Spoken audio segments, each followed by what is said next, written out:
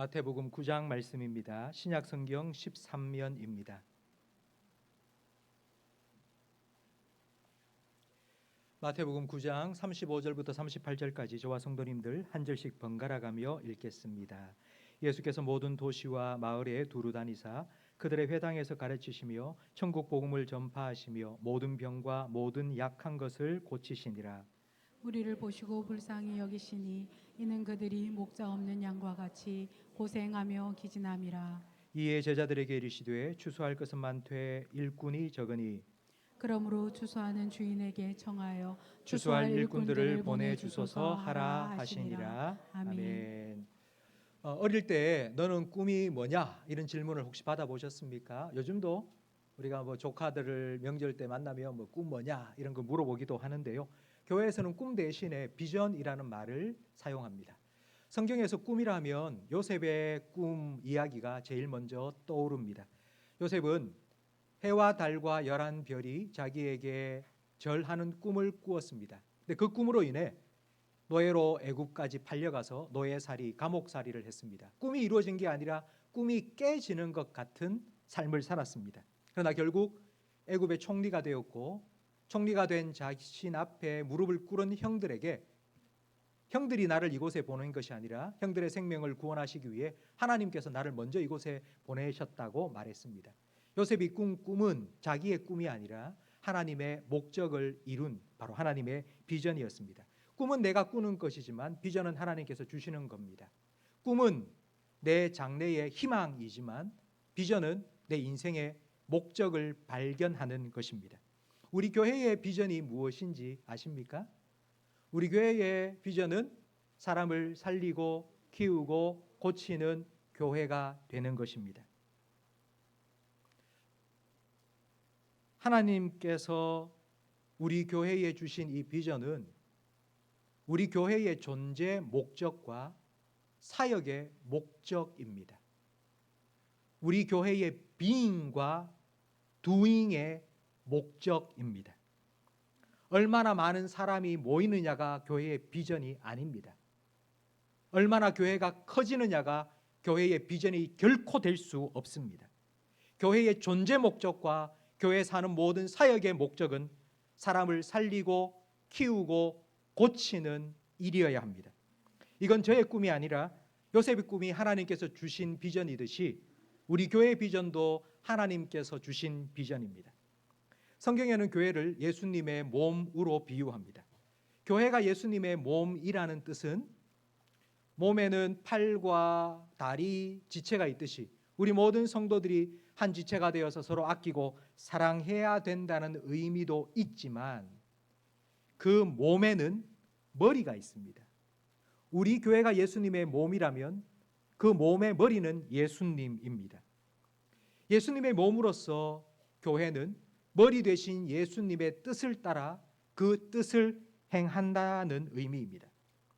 예수님의 몸으로서 교회가 예수님의 본을 따라 예수님의 뜻을 행하려면 예수님께서 어떤 일을 하셨는지, 예수님의 뜻이 무엇인지를 우리는 먼저 알아야 합니다. 오늘 본문 마태복음 9장 35절 말씀을 다시 한번 화면을 보며 읽겠습니다. 예수께서 모든 도시와 마을에 두루 다니사 그들의 회당에서 가르치시며 천국 복음을 전파하시며 모든 병과 모든 약한 것을 고치시니라. 이 말씀은 예수님의 3년 지상 사역을 한 구절로 요약해 놓은 것입니다. 예수님께서는 가르치셨습니다. 교회라고 할 때 교자는 가르칠 교자이고요. 회는 모일 회자입니다. 종교라고 할 때 종자는 마루 종자입니다. 아주 높다는 의미고요. 종교할 때 교자는 가르칠 교자입니다. 그러니까 종교라는 말은 아주 높은 가르침, 가장 높은 분에 대한 가르침이라는 뜻인데요. 그러니까 교회는 바로 이것을 가르치고 배우는 곳이라는 뜻입니다. 예수님께서 가르치셨습니다. 예수님이 가르치신 과목은 성경입니다. 왜 예수님께서는 성경을 가르치셨는지 로마서 10장 17절 말씀에 잘 나와 있는데 함께 읽겠습니다.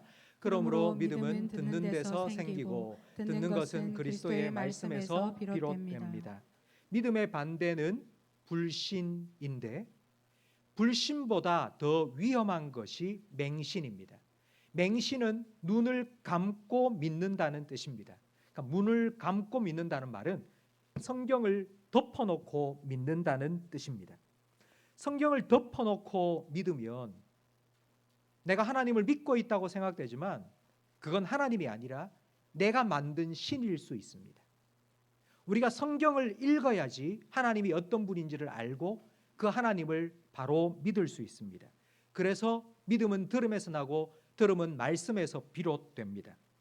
믿음은 성경 말씀을 읽고 들어야지 생깁니다. 우리 교회에 성도님들이 주일마다 함께 모여서 제가 목사로서 주일날 30분씩 설교를 하는 이유가 바로 이것 때문입니다. 예수님께서 가르치셨기 때문입니다. 매년 111 성경 통독을 하십시오라고 권면하는 이유도 이것과 같습니다. 매일 성경으로 날마다 말씀 묵상을 하라고 말씀드리는 이유도 이것입니다. 교회 학교에 지금 우리 자녀들이 성경 말씀을 배우고 있는 것도 바로 예수님께서 그렇게 하셨고요. 그리고 예수님의 몸된 교회가 예수님께서 가르치신 대로 가르쳐야 되기 때문입니다. 두 번째로 예수님께서는 전파하셨습니다. 전파하셨다는 이 말은 성경 원어로 퀘리소인데요. 전파했다는 뜻보다는 선포했다는 의미입니다. 마태복음 4장 17절 말씀에 보면 예수님의 첫 번째 지상 사역이 무엇으로 시작되었는지를 우리에게 잘 보여주고 있는데 함께 화면을 보며 읽겠습니다.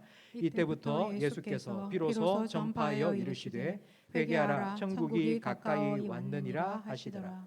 예수님께서 처음으로 이 땅에서 사역을 시작하신 게 바로 설교인데요. 그 설교의 내용은 회개하라 천국이 가까웠다입니다. 이 말은 천국에 들어가려면 회개해라 이런 의미입니다. 회개하지 않으면 천국에 들어갈 수 없다는 뜻입니다. 사람의 첫인상이 참 중요합니다. 예수님께서 처음 사역을 시작하시면서 좀 사람들이 듣고 싶어하는 얘기, 복 받아라, 잘 될 거야 이런 얘기를 해주면 사람들이 예수님에 대해 호감도 가지고 더 많은 사람들을 불러 모을 수도 있을 텐데 왜 예수님은 처음부터 회개해라 천국이 가까웠느니라 회개하지 않으면 천국에 들어갈 수 없다 왜 이렇게 힘든 말씀을 전하셨을까요? 그게 사람을 살리기 때문입니다. 이게 복음이기 때문입니다. 이걸 듣지 않으면 사람이 구원받을 수 없고 천국에 갈 수 없기 때문입니다. 그래서 예수님의 몸된 교회인 우리 교회도 전도를 합니다. 그리고 선교도 합니다. 복음을 선포합니다. 그리고 세 번째로 예수님께서는 고치셨습니다. 병든 자와 약한 자를 고쳐주셨습니다. 예수님의 이런 사역을 보면서 우리 교회도 힘든 사람들 공감해주고 아픈 사람들 더 많이 도와줘야 된다라고 생각을 할 수 있는데 예수님께서 하신 치유 사역은 단순히 사람들의 아픔에 공감하고 그들의 문제를 해결해 준 것이 아닙니다. 우리나라의 아파트는 선분양 후 시공입니다. 아파트를 다 지어놓고 살 사람 모집해서 들어가도록 하는 것이 아니라 짓기 전에 먼저 분양부터 합니다. 분양부터 해서 자금을 확보한 후에 공사를 시작합니다. 그런데 이 분양이 잘 되려면 모델 하우스를 잘 만들어야 됩니다. 어떤 아파트가 세워지고 당신이 들어가 살 집이 이런 아파트라고. 그래서 분양하기 전에 모델 하우스에 가보고 와 멋지다 좋다 생각을 해야지 분양을 할 것입니다. 제가 왜 이 말씀을 드리는 거니 예수님께서 병든 자와 약한 자를 고쳐주셨다는 것이 바로 천국의 모델 하우스를 이 땅에 세운 것과 같기 때문입니다. 천국은 아픔도 고통도 질병도 죽음도 없는 곳입니다. 예수님께서는 천국을 말씀하신 것만이 아니라 천국이 어떤 곳인지를 직접 이 땅에 맛보여 주셨습니다. 우리 교회도 아픈 분들이 참 많습니다. 마음이 아픈 분들도 많이 계시고요. 육신의 질병으로 고통을 당한 분들도 참 많이 계십니다. 주님의 몸된 교회로서 우리 교회 가운데 저는 이와 같은 치유의 역사가 계속하여 일어나면 참 좋겠다는 생각이 듭니다. 근데 제가 그런 능력이 있으면 얼마나 좋겠습니까? 사람이 이걸 할 수가 없습니다. 이건 사람이 할 수 있는 일이 아니라 예수님께서 하시는 일입니다. 그래서 우리는 힘들고 아프고 병든 분들 위로해 주고요. 그분을 위해서 함께 기도해 주는 교회가 되어야 합니다. 예수님의 몸된 교회가 예수님께서 하신 가르치고 선포하고 치유하는 일을 예수님 이 땅에 다시 오실 때까지 계속해서 예수님이 오실 때에 잘했다 칭찬받는 교회가 되는 것, 바로 그것이 우리 교회의 비전입니다. 그런데 이런 교회의 비전을 우리가 지금 가지고 있다 생각이 되지만, 그런데 지금부터 130년 전 이 땅에 처음 교회가 세워질 그때부터 바로 이 비전을 이 땅에 처음 오신 선교사님들이 품고 사역을 하셨습니다.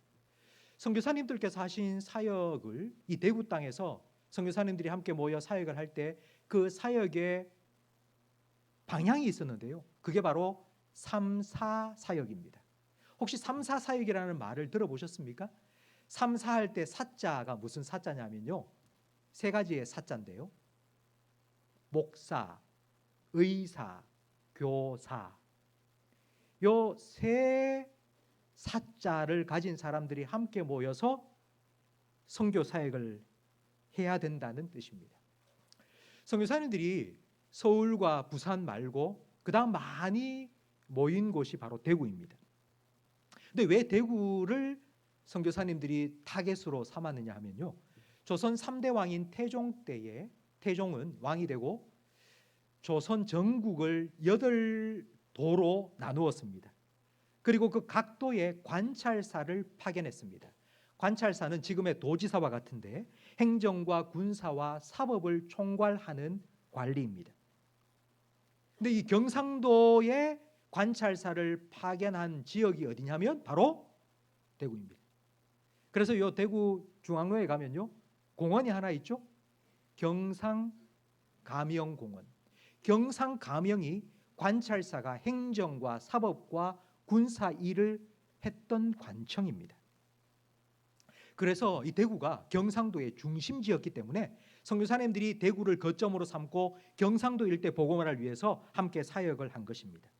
그런데 이 대구라는 곳이 유교 문화가 아주 강한 곳이었습니다. 폐쇄적이고 그리고 텃세가 너무 심했습니다. 선교사님께서 사역은커녕 정착하기도 힘든 지역이었습니다.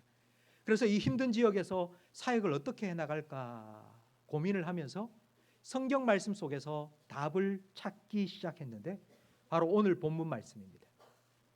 마태복음 9장 35절 말씀에 예수님께서 가르치고 선포하고 치유하셨다는 이 말씀을 딱 발견하고는, 그래, 우리가 복음을 전하는 목사도 필요하고 사람의 병을 고치는 의사도 필요하고 그들을 가르치는 교사도 필요하니까 우리가 함께 모여서 이 사역을 하자. 그래서 이 대구 지역에서 선교사님들이 함께 연합하여 3사 사역을 시작하게 된 것입니다. 각각 따로따로 한 것이 아니라 한 팀이 되어서 3사 사역을 선교 사역으로 이 대구 땅에서 하신 겁니다. 그 예를 한 가지 설명을 드리겠습니다. 동산병원의 전신인 제중원을 설립한 우드브리지 존슨 선교사님이 계십니다. 이분은 의사입니다. 목사는 아니고 의사로서 대구 땅에 오신 분입니다. 이분이 제중원을 만들어 놓고 진료를 할 때에 10명, 20명씩 대기하고 있었습니다. 근데 대기하고 있는 그 환자들을 제임스 아담스 선교사님께서 찾아가서 복음을 전하기 시작했습니다. 치료를 받고 회복이 된 사람들이 선교사님께 와서 너무 감사합니다. 어떻게 보답을 해야 될지, 주일날 우리 하나님께 같이 예배드립시다. 그러면서 만든 교회가 이 땅에 최초로 세워진 대구 제1교회입니다. 대구 제1교회에 몰려든 그 성도들의 자녀들을 가르치기 위해서 사무엘 모페 선교사님께서 학교를 하나 만들었는데 그게 바로 요 앞에 있었던 개성학교입니다. 우드브리지 존슨 선교사님의 부인 이리스 존슨 선교사님께서는 여성들을 위해서 일을 했는데요. 서양 바느질을 가르쳐 주겠다고. 서양 바느질이 퀼트입니다. 그 퀼트를 가르쳐 주겠다고 광고를 내고 여성들을 한 명, 두 명 모았습니다.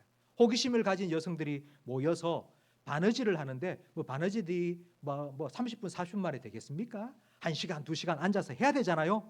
그때에 한글을 가르쳤는데 한글을 가르친 교재가 성경책입니다.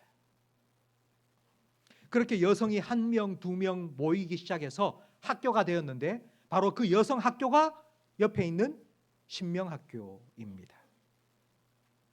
이렇게 이 대구 땅에 130년 전 개성학교, 신명학교가 세워졌습니다. 대구 제1교회가 최초로 세워졌습니다. 그리고 동산병원이 이 땅에 세워져서 사람을 살리고 키우고 고치는 예수님의 사역을 이 땅 가운데 펼친 것입니다. 저는 이 대구 지역에서 있었던 3사 사역, 이 선교 사역의 역사를 보면서 한 가지를 깨닫게 되었습니다. 아무리 뛰어난 사람도, 아무리 훌륭한 의사도, 아무리 영적인 목사도, 아무리 잘 가르치는 교사도 혼자서 일을 할 수가 없었다는 것입니다. 함께 했기 때문에 대구 지역에 복음이 전파될 수 있었습니다. 여러분, 함께 해야 됩니다. 한 팀이 되어야 합니다. 성도 여러분, 우리는 다 다릅니다. 자라온 배경이 다르고요, 출신도 다 다르고요, 관심도 다르고요, 성격도 다르고요, 전부 다 다른 분들이 이 자리에 앉아 있습니다. 그런데 우리가 이 자리에 함께 모여서 한 가지 비전을 위해서 예수님께서 우리에게 보여주신 사람을 살리고 키우고 고치는 그 교회가 되자고 우리가 한 가지로 나아갈 수 있으려면 한 마음을 품어야 됩니다. 다 다른 사람들이 어떻게 한 방향을 향하여서 함께 나아갈 수 있겠습니까? 한 마음을 품어야 됩니다. 그 마음이 어떤 마음인지 오늘 본문 36절은 우리에게 잘 보여주고 있습니다. 함께 읽겠습니다. 무리를 보시고 불쌍히 여기시니 이는 그들이 목자 없는 양과 같이 고생하며 기진함이라. 바로 이 예수님의 마음입니다. 한 영혼을 불쌍히 여기는 마음입니다. 목자의 마음입니다. 성경은 우리에게 예수님의 마음을 품으라고 말씀합니다. 사람들을 더 많이 모으는 기술을 배우라고 말하지 않습니다. 사역을 더 잘할 수 있는 방법을 배우라고 우리에게 말하지 않습니다. 이 마음을 품으라, 예수의 마음을 품으라고 우리에게 말씀합니다. 여러분, 마음이 통한다는 말을 우리는 종종 합니다. 여러분은 누구와 마음이 통하십니까? 여러분, 마음이 통하는 사람이 있습니까? 누군가 내 마음을 알아주고 이해해주고 나와 마음이 통하는 사람이 있다면 그분은 정말 행복한 사람입니다. 복받은 사람입니다. 마음이 통하지 않는 사람과 함께 살면요, 답답합니다. 마음이 답답합니다. 우리가 예수님의 마음을 품는다는 건 예수님과 통하는 겁니다. 예수님과 함께 있으면서 예수님의 말씀을 들으면서 예수님이 어떤 생각을 가지고 어떤 일을 하셨는지를 알아가면서 예수님과 함께 동행하면서 예수님과 마음이 통하기 때문에 예수님의 꿈이 내 꿈이 되고 예수님의 비전이 나의 비전이 되는 것, 그게 바로 예수님의 마음을 품는 것입니다. 이렇게 예수님의 마음을 품을 때에 예수님으로부터 예수님의 사랑이, 생명이, 능력이 내게 흘러들어오고, 그래서 내 마음이 그렇게 예수님의 생명으로 채워져서 그 예수님의 생명이 나로부터 흘러넘쳐 흘러가는 것, 바로 이것이 올해 우리 교회가 표로 삼은 복음에 합당하게 살아가는 것입니다. 우리 성도들의 삶은 선교적인 삶이 되어야 합니다. 선교적인 삶을 살아간다는 건 선교사가 되라는 의미가 결코 아닙니다. 선교지에 나가지 않아도, 선교 활동에 내가 직접 참여하지 않아도 내가 살아가는 내 삶의 처소에서, 내 가정에서, 내 일터에서 이 예수님의 마음을 품고 살아가는 것이 바로 선교적인 삶을 사는 것이고, 복음에 합당하게 사는 것이고, 복음에 합당하게 선교하는 것입니다. 이것은 결코 내 능력으로, 내 생명으로, 내 노력으로 되지 않습니다. 예수님의 마음을 품어야지.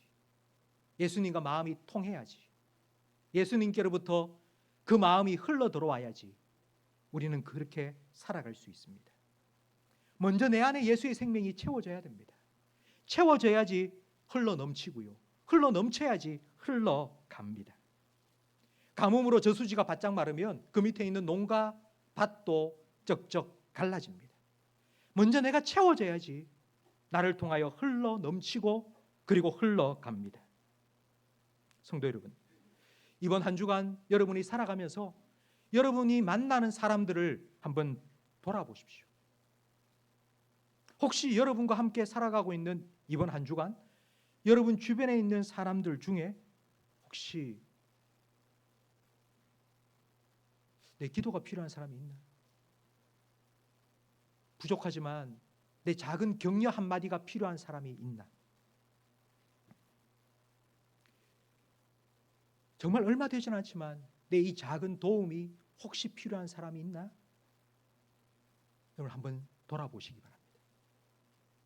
그런 사람이 한 분이 보일 때에 여러분이 그분을 위해서 잠깐 시간 내어서 기도해주고 그분에게 성경 말씀 한 구절 문자 보내면서 말씀으로 위로해주고 그분을 한번 어깨 두들겨주고 그리고 차를 한 잔 사주면서 함께 위로해주는 바로 여러분의 그 손길을 통하여서 바로 이 예수의 생명이 흘러가는 것을 여러분 경험하게 될 것입니다.